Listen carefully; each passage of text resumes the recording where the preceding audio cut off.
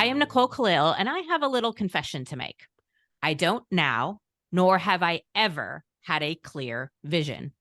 I don't have a 3-year, 5-year, or any other time frame under the sun written vision. And the only ones I've ever had in the past, someone else forced me to write, and I was generally unattached to. I know several of you just gasped in horror. And imagine for a second how uncomfortable I've been in so many business meetings, coaching sessions, meetings with mentors, and all the places where people say having a clear, written, personal vision is necessary for success. I mean, let's be real. There are people out there that love nothing more than a good vision. I'm just not one of them. I'm not anti-vision, and if it works for you, you should absolutely have one. It's just not a tool or practice that resonates with me. My experience has been that it felt more like an assignment with expectations that it be written in a certain way, that it be clear and detailed, and that someone gives me feedback about my vision, which always felt a little counterintuitive to me. I remember writing visions and thinking, how the hell do I know where I want to live or what role I want to be in or exactly what I want to be doing or who I want to be doing it with? I also remember one vision I did as an assignment for a program I participated in, where I got feedback from a mentor that it wasn't clear enough, that he couldn't feel, smell, or taste it. So I did what most mentees would do, and I went back and rewrote it several times until I returned to my mentor with a beautifully written vision that brought tears to his eyes, but meant absolutely nothing to me because I didn't write it for me. I wrote it for him, which is ridiculous if you think about the actual value and purpose of having a vision. I wish I would have done then what I do today. And that is to say, writing and having a personal vision doesn't motivate me, doesn't speak to me. But here's what does. While I'm not a vision person, I have figured out some things that do work for me. Things like practicing gratitude, setting goals, writing down the experience and feelings that I'm looking to create, and a whole host of other things. But one thing that always has worked for me is being clear on my values. Even when I've been completely unsure what's next for me, where I want to be, or who I want to be with personally, professionally, knowing who I am and who I want to be has been the greatest support in making the decisions that led me to living this life and doing the work that I love. So on this episode of This Is Woman's Work, we're going to talk about having a values-first approach to life and career. And for all you vision junkies, please know that I'm only trying to offer additional or alternative approaches because at the end of the day, I think we all want the same thing. And that's for people to know what they want, what's important to them, and to be able to chase their dreams. So I've asked Laura Eigel, founder of the Catch Group, a leadership coaching and consulting firm accelerating women into the C-suite, author of Values First, How Knowing Your Core Beliefs Can Get You the Life and Career You Want, and host of the You Belong in the C-Suite podcast, to join us today. Known for her direct feedback and passion for living a life guided by her values, she has been an HR executive at Fortune 50 companies, joined the C-suite as a chief learning officer, and now coaches high-achieving women to build fulfilling lives inside and outside the boardroom. Laura, thank you so much for being our guest. And I'd love to dive right in by asking why you believe knowing your core values is so important. Thank you so much for this important conversation and for sharing your thoughts on vision. And I think it's exactly what you said. This is who you are. So your values, a value is a central belief, something that you think is important. And so something that you think is important is for you. And it stands the test of time. Yes, it can iterate and evolve over time, and it should. But values to me are a way to make decisions, to ground myself, right? And they're not for other people. Sure, some of my values serve other people because that's what motivates me. But at the end of the day, these are central beliefs, things that I hold of importance to me. So in your example of your mentor, yeah, that was an example that you were building that for somebody else that was not for you. And so as we think about what is important to us, I think often, especially women, we serve lots of different people. We're trying to make other people comfortable. We're trying to serve all of the roles that we have at work and at home. And I think that knowing and having clarity are sometimes a couple of are two different things. And so if you ask somebody, hey, what's important to you? They could probably rattle off a couple of things, but I don't know if they would be able to have and use them in a way to make decisions, to say yes or to no and no. And that's why I think it's really important to get clarity on your values and to define them for yourself. Really, truly to hold yourself center. Yeah. Well, I love that concept of holding ourselves center, because everything we do, every interaction we have starts from inside of us, and knowing who we want to be, how we want to show up, what's important, I think helps frame everything in a much more valuable way. So you've mentioned a few things that I wanted to circle back on. First, do they evolve? Can they change? Or is who you are, and it's just, your life's work to figure out what that is, or some combination of the two. So my question is basically, is it our job to figure out what our values are and stay true to them no matter what? Or do these sort of grow and evolve and take shape over the course of our lives? I think it's a little bit of both. Like if I think about who I am, and what's important to me, absolutely that there's some consistent themes. And so what I find is that you'll probably have multiple themes that are consistent over time. So for me, those are the bigger buckets of values, but the things that define those are the things that evolve over time.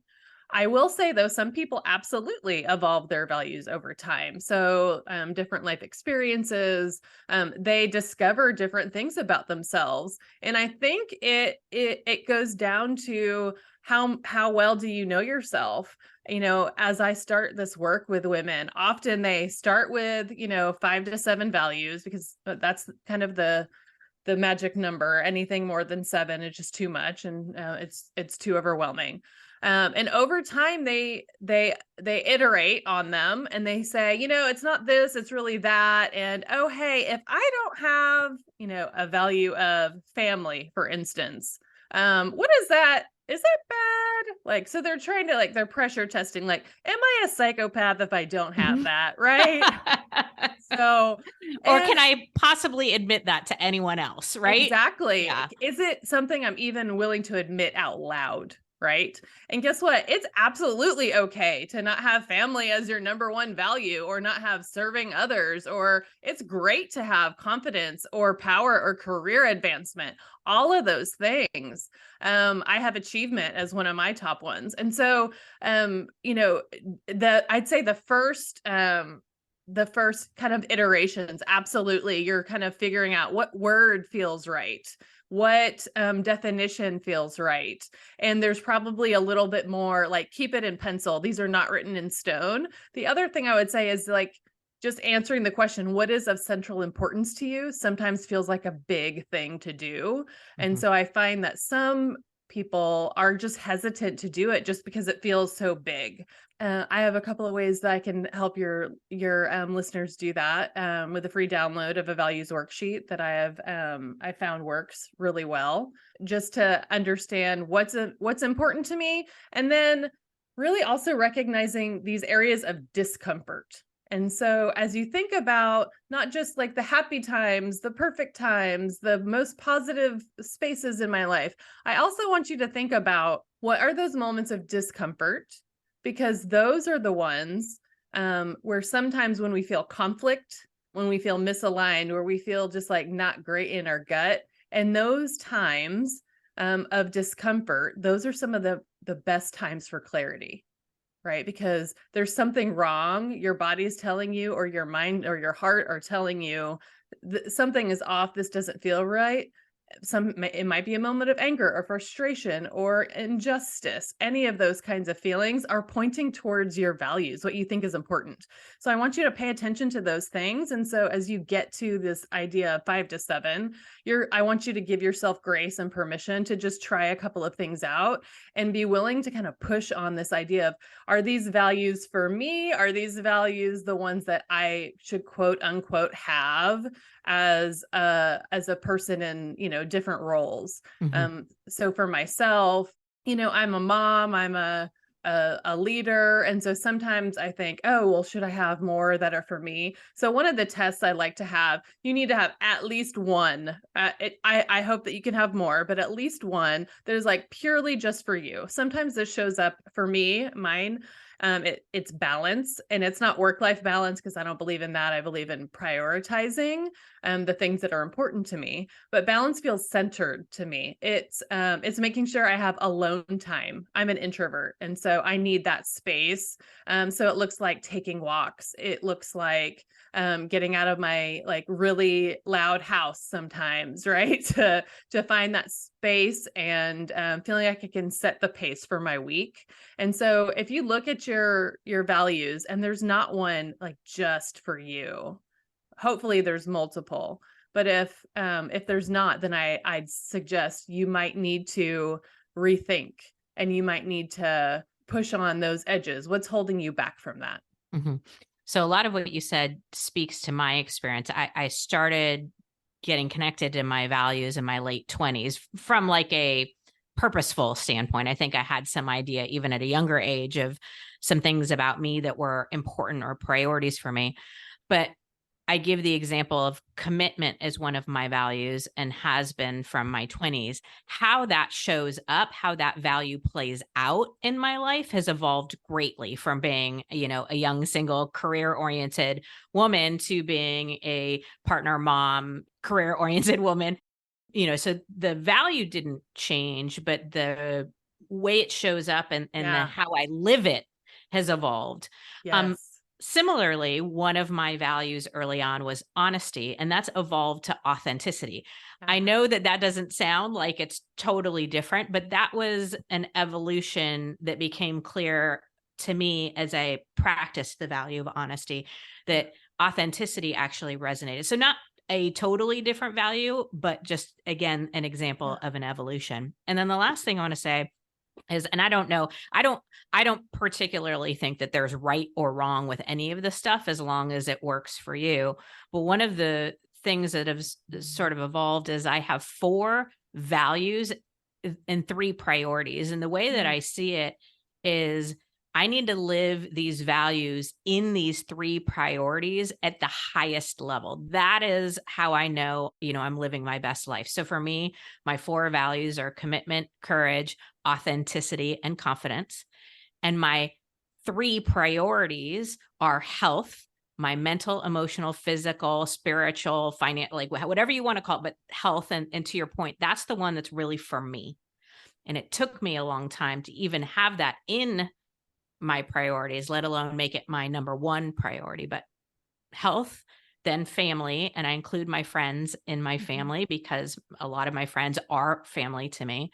And then my third one is purpose. And that's for me more specifically in the work that I do. And so the way that I see it is, I need to demonstrate commitment, courage, authenticity, and confidence in all aspects of my health, within my family, and in the work that I do in order for me to be living my best and truest life. Now, those things will show up in all other places. But so I say all that to ask, your reaction, thoughts, anything that you would want to add or take away from anything I just said.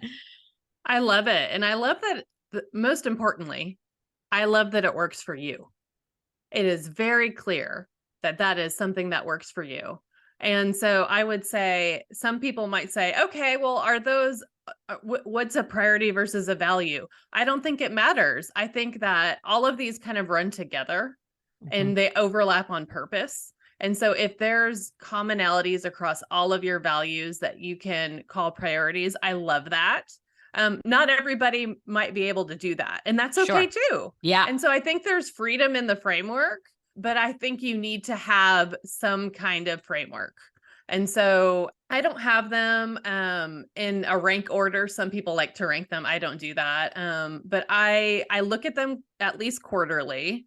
I probably look at them way more often than that, but like very often I just do a values check-in. Like, what are these? Has anything evolved? Do I need to add anything?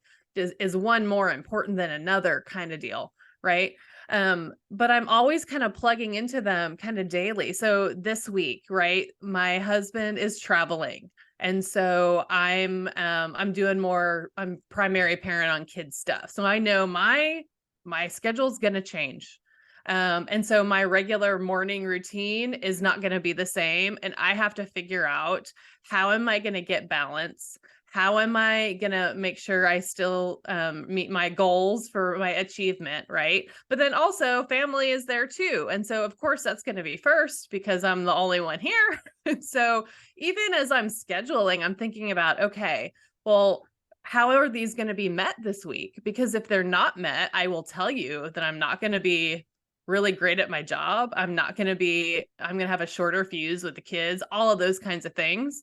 And so I try and work them in different ways as I'm planning ahead. And then also checking in. So to your point of this works for you, I love that.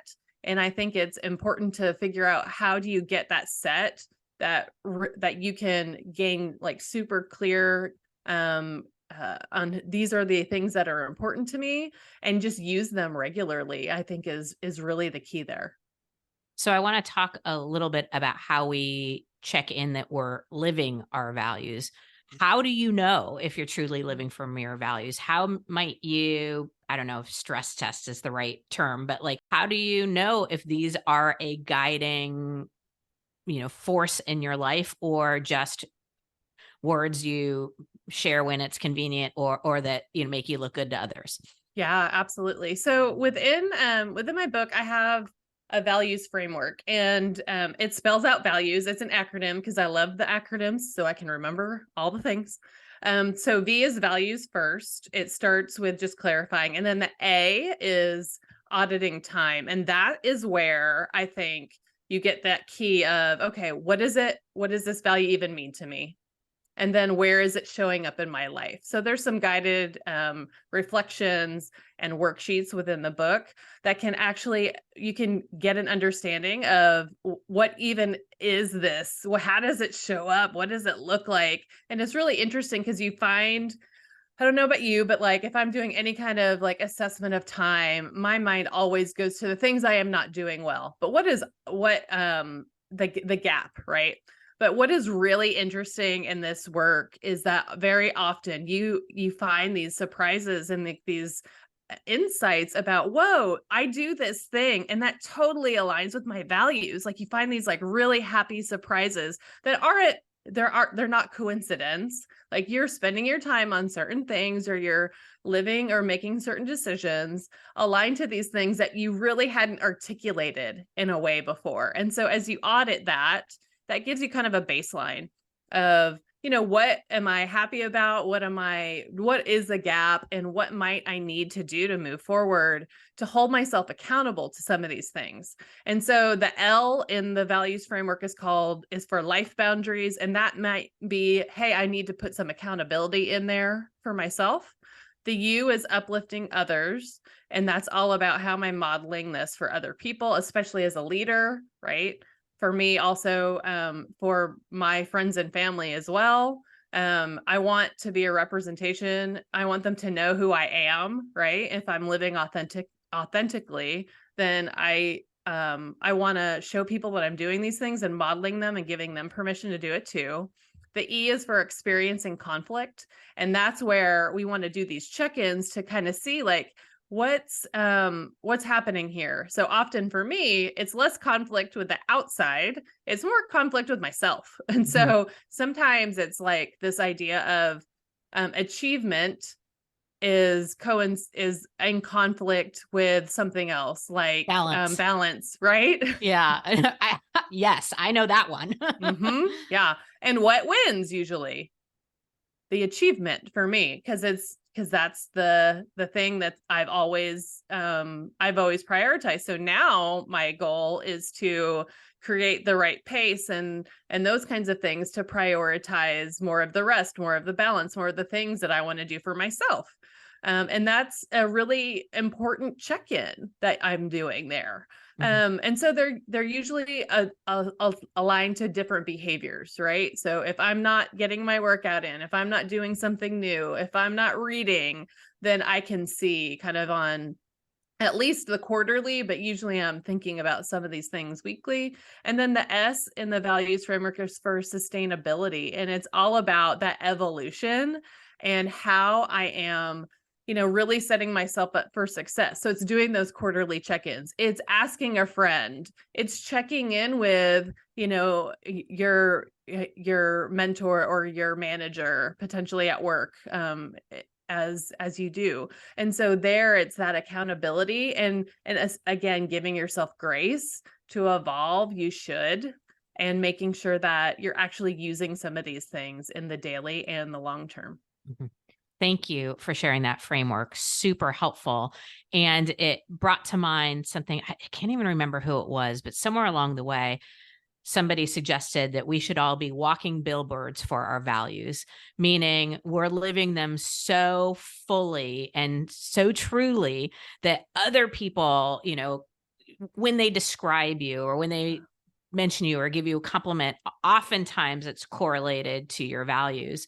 And I always loved that idea, the idea that I'd become a walking billboard for who I am and what I stand for and what's important to me. So I really like that. It tied into what you were talking about modeling, for your family and the people around you.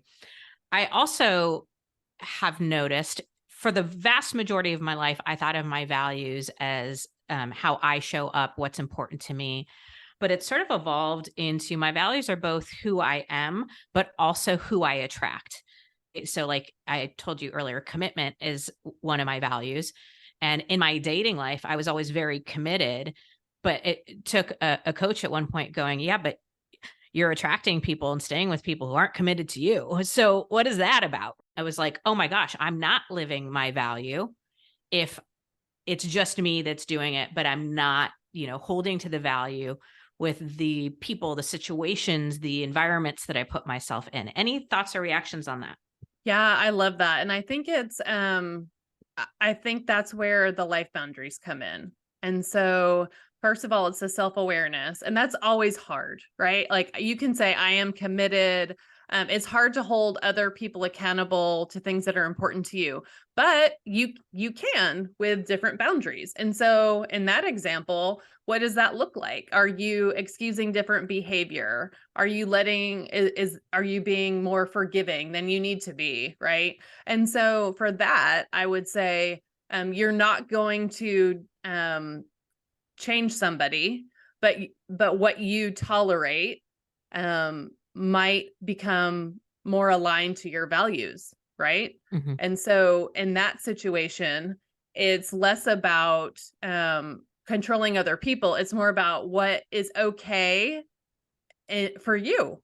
And Right. in that example, then you need to have somebody that is at least as committed as you are. Right. And so what are those signs and what do you look for and what does that mean? And then you get to make that decision. Right.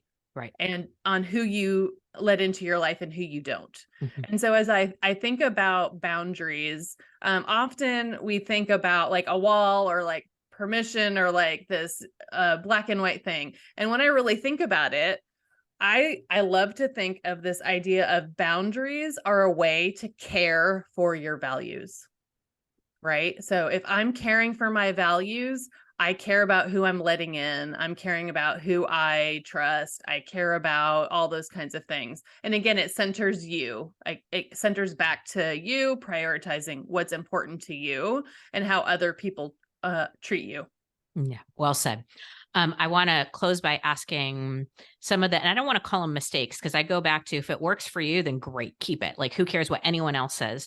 But sometimes I see people do this and it wouldn't work for me. I'm curious your thoughts on it. So, one is mistaking a value for a wish. Like, example for me, I am not a very patient person. It's something I've had to work on the entirety of my life, but patience isn't one of my values. It's something I work on and an opportunity. I sometimes see people put values in where I know them and I'm like, I don't really see that. It sounds more like a hope or a wish. Thoughts there. Should they be aspirational or should they be current or both? I like the idea of being present and current. Um, I think there's lots of ways that you can get better at different things. Another not mistake, but another thing that I see people do too is having like different work and personal values, That was going to be right? the exact second one that I was going to bring up, is having this Yeah. different set of values for different areas of your life. That never resonated with me, but was curious about your thoughts too. Yeah, and in that I say you are a whole person. Right? You are you where you show up. Now, obviously, there's going to be like different psychological safety that I don't want you to have to show up if you're not safe in a certain way and be quote unquote your authentic self everywhere if it's not safe for you to do so. But you are a whole person. I will say that, there's certain values that come up for me that are more resonate with me for work. So mine of, achievement we talked about, and then growth and development, but also sometimes advocacy show up at work. And some of my more quote unquote personal ones are balance and family, but all of them run together. And that is who I am at the core. I'm working because of my family and because of the impact I want to make on the world and advocating for people. So I just don't think you have to separate yourself, because I think we separate ourselves and compartmentalize ourselves in lots of different ways. So that's one thing that I encourage you to do, is to try out just having one set of values. And I think the other thing is just to it doesn't have to be aspirational. You can wish that you were a certain way, right? But what I also think as a leadership coach is that, some of the things that we should get better at are not our weaknesses. We should be using our strengths and giving Agreed. even more, because I'm not going to make a really big impact if I'm impatient, which I am, by the way. If I'm impatient, I'm not going to over time, I'm not going to be ever the most patient person. That's just not going to happen. I might get a little bit better and a little bit better, and that's fine. But I don't need to have patience as my value to do that. And so I would say probably less aspirational, more current, and as holistic as possible. I'm so glad you said that. I am a big believer in focusing on our strengths. And I think of our weaknesses or biggest opportunities. My goal is to always make them not a roadblock, not an obstacle for what I want, but I'm never going to turn them into a strength. Like on a scale of 1 to 10, my patience, is maybe started out as a 1 and I've gotten it to a 2 or a 3, but it's how do I make my lack of patience a non-issue or a not obstacle, or have it not get in the way of my goals versus changing who I am, or turning that into some value, which will never ultimately get lived. And I will never be a walking billboard for patients. So, Laura, thank you. I can't believe we're at time. I have so many other questions I could ask you, but one of them was going to be some tips about identifying your values, which I skipped over because I know you have an offer for our listeners. So if you're listening and you want to either rebuild your values or start from scratch, Laura has a values worksheet on her website, which is thecatchgroup.com. We'll put that and all the other ways that you can find Laura in show notes, but go to thecatchgroup.com and look for the values worksheet. Great way to build or sort of spot check your values. Laura, thank you for your time today. Thank you so much. All right.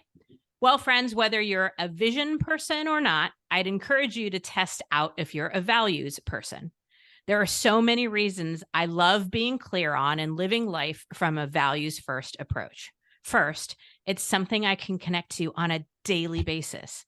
It helps me make decisions, reminds me who I want to be and how I want to show up, provides clarity if someone or something is the right fit for me or vice versa. And I see my values as the roots from which my confidence grows from. When I know and operate from my values, I build trust with myself and with others. I know what to expect, and so do other people. It creates predictability, and my friends, predictability creates trust. I'm not suggesting it's always easy to stick to your values, but the more you practice, the deeper those values go, the more you embody them, and the clearer you get on who you are and who you're not. What do you value, and how are you living those values? Knowing the answers is how you know you're doing woman's work.